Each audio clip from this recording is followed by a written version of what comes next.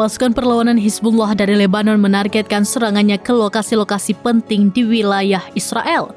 Serangan tersebut menyasar pusat kota Israel hingga markas besar IDF.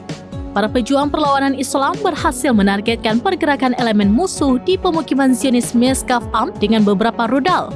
Rudal tersebut mengenai sasarannya secara langsung dan akurat. Hizbullah lantas menyerang tempat konsentrasi tentara rezim Zionis di Pangkalan Hanita pada Kamis 3 Oktober pagi. Target diserang menggunakan sejumlah artileri. 5 drone milik pasukan perlawanan Lebanon juga menargetkan Tel Aviv. Beberapa menit setelah suara ledakan terdengar di Tel Aviv, sirine alarm dan suara ledakan terdengar di Bat Yam. Sejumlah Zionis terluka saat melarikan diri ke tempat penampungan.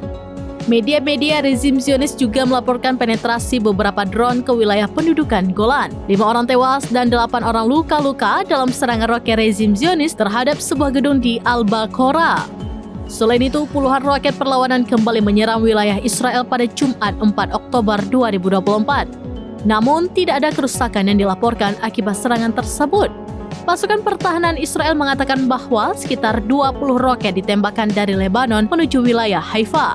Dikutip dari The Times of Israel, serangan diluncurkan dalam 1 jam terakhir. Meski demikian, militer rezim Zionis mengaku berhasil mencegah sebagian besar proyektil, sementara rudal sisanya jatuh di area terbuka.